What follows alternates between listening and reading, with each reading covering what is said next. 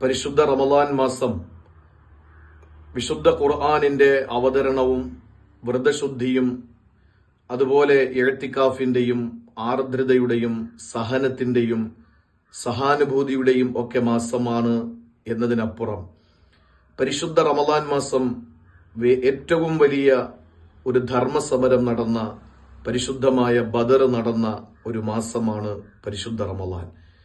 ഈ ബദർ യുദ്ധം നടക്കുമ്പോൾ ആ ബദർ എന്ന് പറയുന്നത് കേവലം ഒരു യുദ്ധമായി മാത്രം നമുക്ക് മനസ്സിലാക്കാൻ കഴിയില്ല. കാരണം പരിശുദ്ധമായ മദീനയുടെയും മക്കയുടെയും ഇടയിലുള്ള, മക്കയിൽ നിന്ന് ഏകദേശം 350 കിലോമീറ്റർ മാറി, മദീനയിൽ നിന്നൊരു 150 കിലോമീറ്റർ മാറിയുള്ള ഈ ബദർ എന്ന് പറയുന്ന വ്യാപാര മേള നടക്കുന്ന സ്ഥലം, അത് വിശുദ്ധ ഖുർആനിൽ ഇടം പിടിക്കുകയും ഇസ്ലാമിന്റെ ഭാവി വളർച്ചയ്ക്ക് അത് വലിയ ഒരു ബേസ് ആവുകയും ചെയ്തത് അള്ളാഹുവിന്റെ പ്രത്യേക തീരുമാനമാണ്. ബദർ യുദ്ധത്തെ സംബന്ധിച്ച് വിശുദ്ധ ഖുർആനിൽ പരാമർശിക്കപ്പെടുന്നത് ഫുർഖാൻ എന്നാണ്. യൗമുൽ ഫുർഖാൻ എന്ന് പറഞ്ഞാൽ അത് സത്യാസത്യ വിവേചനം നടന്ന ദിവസം എന്നാണ്. പരിശുദ്ധ റമളാൻ മാസത്തിന്റെ 17ാമത്തെ പകലിലാണ്. നാം ഇന്ന് റമളാൻ 17ന്റെ പകലിലാണുള്ളത്. പരിശുദ്ധമായ ബദരീങ്ങളെ, പരിശുദ്ധരായ ബദരീങ്ങളെ സംബന്ധിച്ച് ഇന്നലെ രാത്രി മുതൽ നാം വാനോളം പുകഴ്ത്തുകയും അവരെ മദ്ഹ് ചെയ്യുകയും അവരെ സ്മരിക്കുകയും ഒക്കെ ചെയ്യുന്നുണ്ട്. വിശുദ്ധ ഖുർആൻ ഈ ദിനത്തെ സംബന്ധിച്ച് പരിചയപ്പെടുത്തുന്നത് യൗമുൽ ഫുർഖാൻ അഥവാ സത്യാസത്യ വിവേചനം നടന്ന ദിവസം എന്നാണ്.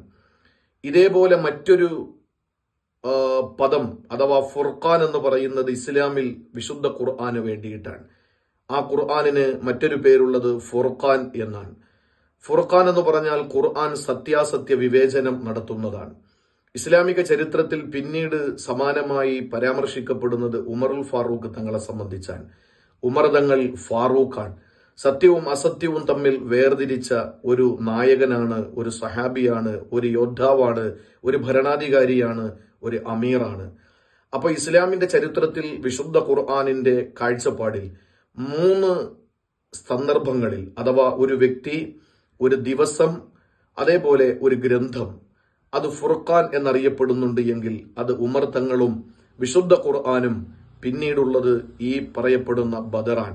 ആ ബദറിൽ അന്ന് പരാജയം സംഭവിച്ചിരുന്നുവെങ്കിൽ ഒരിക്കലും ഭൂമി ലോകത്ത് അള്ളാഹുവിന് സുജൂദ് ചെയ്യുന്ന ഒരു വിശ്വാസി ഉണ്ടാകുമായിരുന്നില്ല എന്ന് യുദ്ധം തുടങ്ങുന്നതിന് കുറച്ചു മുമ്പ് നബി സല്ലല്ലാഹു അലൈഹി വസല്ലമ തങ്ങളുടെ പ്രാർത്ഥനയിൽ അത് വ്യക്തമാണ്. അതുകൊണ്ട് ബദർ സ്മരിക്കപ്പെടേണ്ടതാണ്, ബദർ എന്നും സ്മരിക്കപ്പെടേണ്ടതാണ്. ആ ബദറിൽ അവരുടെ കയ്യിൽ ആയുധങ്ങളോ ആൽബലമോ ഏതെങ്കിലും സർവസന്നാഹങ്ങളോ ഒന്നുമില്ലാതെ ഹൃദയത്തിന്റെ ഉള്ളറകളിലുള്ള സ്ഥൈര്യവും ധൈര്യവും അടിയുറച്ച വിശ്വാസവും നിലപാടും അവരുടെ കറകളഞ്ഞ ഇഖ്ലാസും ഈമാനും ഇസ്തിഖാമത്തും യഖീനും കൊണ്ട്, ഒപ്പം സബ്ർ എന്ന് പറയുന്ന ഏത് പ്രതിസന്ധിയിലും പിടിച്ചു നിൽക്കാൻ പറ്റുന്ന ഒരു മനക്കരുത്തോടുകൂടി അവർ നേരിട്ടത് ആയിരങ്ങളോടാണ് നേരിട്ടത്.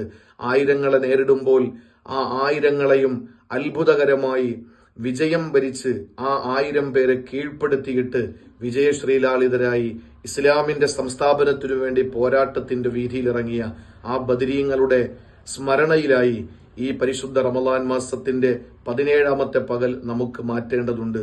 ഒരു യാസീനെങ്കിലും, അറ്റ്ലീസ്റ്റ് ഒരു ഫാത്തിഹയെങ്കിലും ബദരീങ്ങളുടെ പേരിൽ ഓതുകയും ആ ബദരീങ്ങൾക്ക് വേണ്ടിയിട്ട് അവരുടെ ദറജ ഉയർത്തപ്പെടുന്നതിനും അവരുടെ എല്ലാ സഹായവും എന്ന് പറഞ്ഞാൽ അവരുടെ പ്രത്യേകമായ റൂഹിയായ അവരുടെ പൊരുത്തവും അവരുടെ സാമീപ്യവും നമ്മുടെ ജീവിതത്തിന്റെ എല്ലാ മേഖലകളിൽ ഉണ്ടാകാനും, വിശിഷ്യ പ്രതിസന്ധി ഘട്ടങ്ങളിൽ രാജ്യത്തിന്റെ സ്വാതന്ത്ര്യത്തിനു വേണ്ടി, അതല്ലെങ്കിൽ നമ്മുടെ നാടിന്റെ ഐക്യത്തിനു വേണ്ടി, രാജ്യത്തിന്റെ നിലനിൽപ്പിനു വേണ്ടിയിട്ടൊക്കെ അവർ സ്മരിക്കപ്പെടേണ്ടത് അനിവാര്യമാണ്.